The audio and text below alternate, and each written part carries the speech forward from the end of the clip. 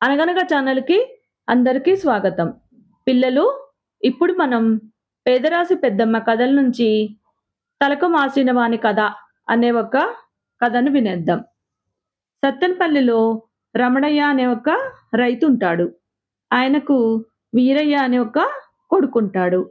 పాపం చిన్నతనంలోనే వీరయ్య తల్లి చనిపోతుంది.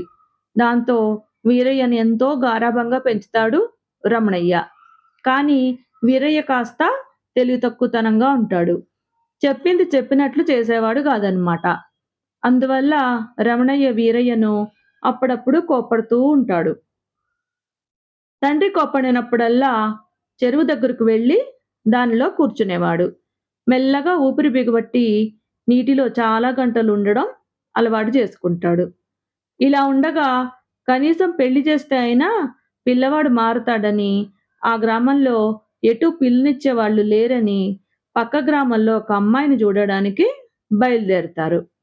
వెళ్ళే దారిలో "నువ్వు తెలతెక్క పనులు చెయ్యకు, చెప్పులు గుమ్మం బయట వదిలిపెట్టు, కుర్చీలో దర్జాగా కూర్చో" అని చెప్తాడు తండ్రి. చెప్పింది సరిగానే విన్నాడు గాని, అక్కడికి వెళ్ళిన తర్వాత మొత్తం మర్చిపోయి చెప్పులు తీసుకొచ్చి కుర్చీలో పెడతాడు. తనేమో తలుపుకు అవతల వెళ్ళి కూర్చుంటాడు. చూడగానే పెళ్లి వాళ్ళకి అర్థమైపోతుంది. ఇలాంటి తలతిక్క వాడికి మా అమ్మాయిని ఇవ్వము, వెళ్ళిపోండి అని పంపించేస్తారు. తన గ్రామానికి చేరుకున్న రమణయ్య, నీకు పిల్లని వెతకడం నా వల్ల కాదు. ఎవరో ఒక తలకు మాసిన వెధవ తప్ప నీకు పిల్లనిచ్చే వాళ్ళు లేరు. పో ఇక్కడి నుంచి అని గట్టిగా అరుస్తాడు. తల్లి మాటలకు బాధపడిన వీరయ్య తనకు పిల్లనిచ్చే తలకు మాసిన విధవ ఎక్కడున్నాడా అని వెతుక్కుంటూ అన్ని గ్రామాలు తిరుగుతూ చివరికి ఒక గుహ వద్దకొస్తాడు. ఆ గుహలో ఒక రాక్షసుడు పడుకుని ఉంటాడనమాట. అతని దగ్గరికి వెళ్లి చూస్తాడు. తల మొత్తం జడలు గట్టి తల మాసిపోయి ఉంటుంది.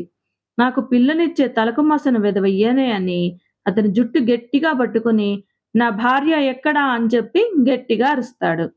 నిద్ర లేచిన రాక్షసుడు తన జుట్టు పట్టుకుని పీకుతున్న అతన్ని చూసి ఎవరు నువ్వు అంటాడు. ఎక్కడ నా భార్య అంటాడు. అతని మాటలు అర్థం కాలేదు. మా నాన్న నాకు ఎవరైనా తలకు మాసిన వెధవ పిల్లనిస్తాడని చెప్పాడు. నీ తల మాసి ఉంది, నా భార్య ఎక్కడా అంటాడు. వీరయ్య మీద కోపం వచ్చి చంపి తినేయాలని అతన్ని గట్టిగా పట్టుకుంటాడు. ఇంతలో రాక్షసుడి భార్య లోపల నుంచి బయటకు వచ్చి, ఏమిటండి అల్లుడు గారని అలా పట్టుకున్నారు అంటుంది. ఆ రాక్షస దంపతులకు ఒక కూతురు ఉంటుంది. ఆమెకు తగిన వరుడి కోసం అన్ని చోట్ల తిరుగుతారు. తమకు తగిన రాక్షస జాతిలో ఎవరు ఆమెను వివాహం చేసుకోవడానికి ముందుకు రారన్నమాట. హమ్మయ్య! ఇన్ని రోజులకు మనిషి జాతి వాడొచ్చాడు అని సంతోషించి వీరయ్య దగ్గరకొచ్చి, రండి రండి అల్లుడు గారు, అమ్మాయి బయటికి వెళ్ళింది. ఎంతో దూరం నుంచొచ్చారు. భోజనం చేసి కాసేపు విశ్రాంతి తీసుకోండి అని చెప్పి రకరకాల పళ్ళను తెచ్చిస్తుంది. మంచి భోజనం పెడుతుంది. ఇంకా కడుపు నిండా భోజనం చేయడం వల్ల అతనికి మంచి నిద్ర పడుతుంది. రాక్షసుడు ఎక్కడ వీరయ్యను తినేస్తాడేమో అని భయంతో అతను పడుకున్న గుహ దగ్గర కాపలాగా కూర్చుంటుంది ఆ రాక్షసుడి భార్య. కొంతసేపటికి పిల్ల రాక్షసొస్తుంది.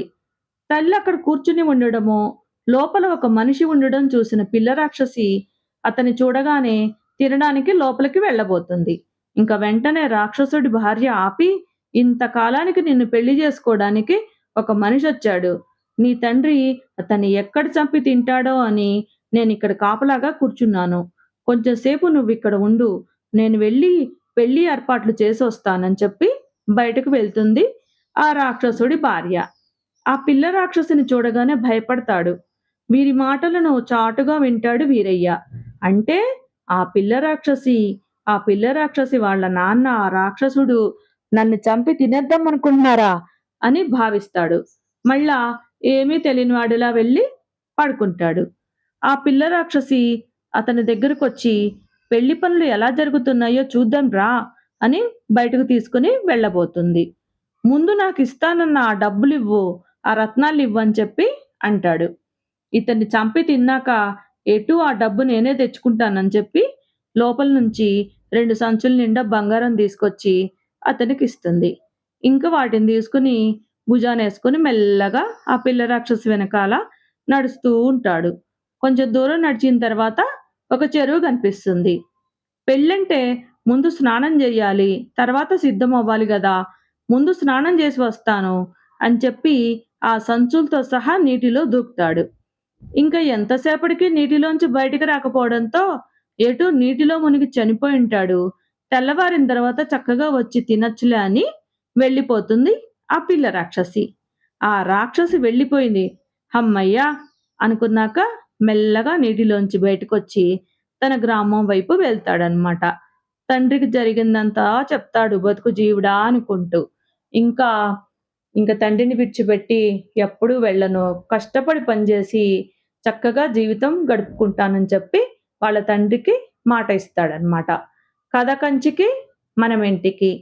నచ్చితే లైక్ చేయండి, షేర్ జేయండి, సబ్స్క్రైబ్ చేయండి.